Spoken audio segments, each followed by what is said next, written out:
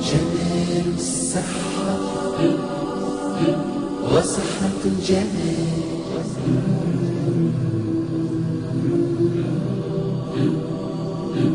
الصحة والجمال، جمال الصحة وصحة الجمال.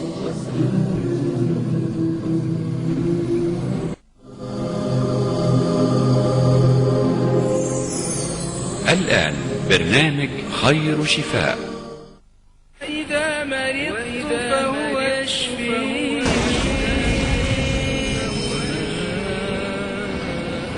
وما آتاكم الرسول فخذوه، وما نهاكم عنه فانتهوا.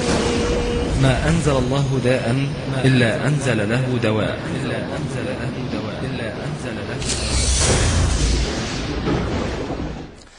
الحمد لله رب العالمين، حمدا كثيرا طيبا مباركا فيه، ملء السماوات والأرض وملء ما شاء الله من بعد. أعزائي الكرام مشاهدي قناة الصحة والجمال، أحييكم بتحية الإسلام، السلام عليكم ورحمة الله وبركاته، وأهلا ومرحبا بكم في لقائنا المتجدد خير شفاء. ونسأل الله عز وجل في هذا اللقاء الجديد أن يوفقنا في تقديم كل ما هو جديد لهذه الأمة المباركة، وأن يوفقنا لعرض ما استكملناه في الحلقات الماضية من العلامات التي تميز بين الساحر والمعالج بالقرآن الكريم. وقبل أن نستكمل مع حضراتكم ونتابع ما قد بدأناه في الماضي، أود في بداية هذه الحلقة أن أرحب بفضيلة الشيخ سامي عثمان، المشرف العام على موقع العلاج بالقرآن الكريم والسنة المطهرة على شبكة الإنترنت. أهلا بحضرتك يا أستاذ سامي. بارك الله فيك. وبداية كما تعودنا أن احنا نبدأ هذا اللقاء أو هذا البرنامج بتجديد الإيمان، كما قال صلى الله عليه وسلم: إن الإيمان لا يخلق في جوف أحدكم كما يخلق الثوب. يعني الإيمان في القلب بيقدم زي ما الثوب على بدن الإنسان بيقدم ويبدأ يبقى شكله مش كويس. إن الإيمان لا يخلق في جوف أحدكم كما يخلق الثوب وجلاؤه ذكر الله عز وجل. فذكر الله تبارك وتعالى كما قال عز وجل: إنما المؤمنون الذين إذا ذكر الله وجلت قلوبهم وإذا تليت عليهم آياته زادتهم إيمانا وعلى ربهم يتوكلون. فبزيادة الإيمان وبترقيق القلب وبتزكية النفس نبدأ مع حضراتكم. فضيلة الشيخ سامي، يعني ذكرنا بالله سبحانه وتعالى. بسم الله والحمد لله والصلاة والسلام على رسول الله، أما بعد. زي ما حضرتك قلت فعلا، لولا أن القلب يجلى بالتزكية الإنسان لا يشعر بلذة الطاعة ولا لذة العبادة ولا لذة الدين.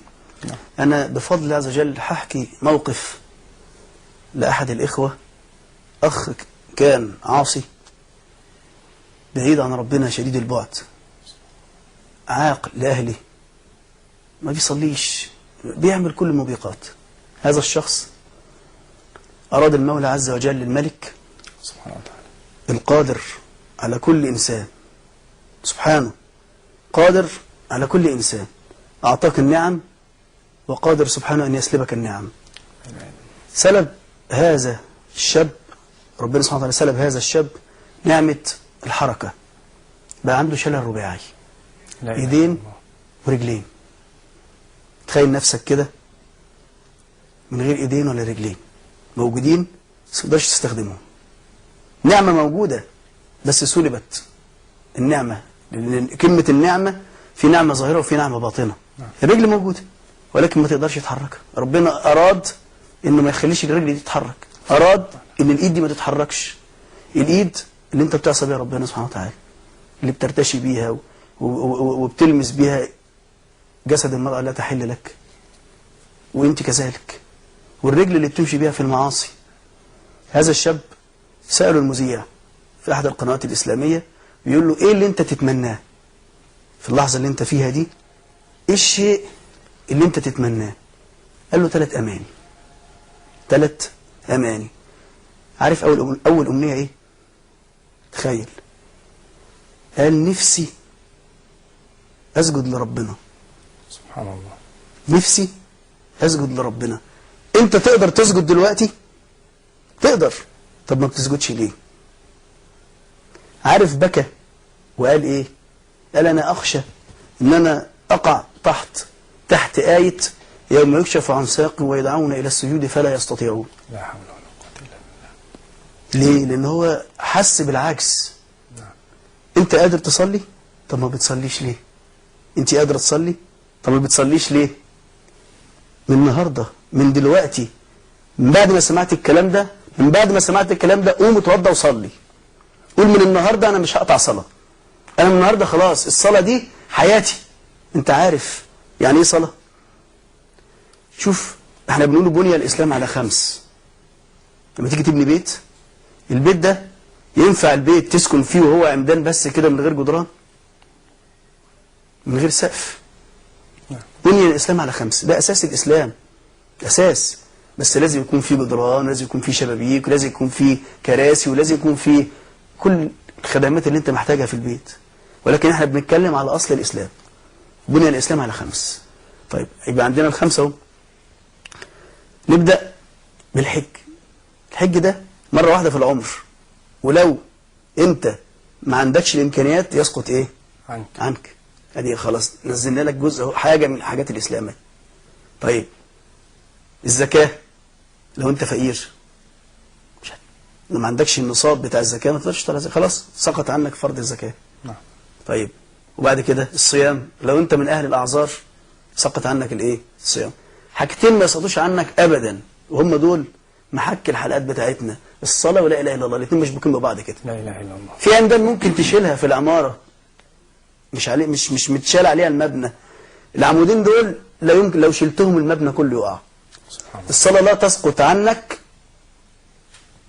بأي عذر، لا تسقط إلا عن الحائض والنفساء. نعم.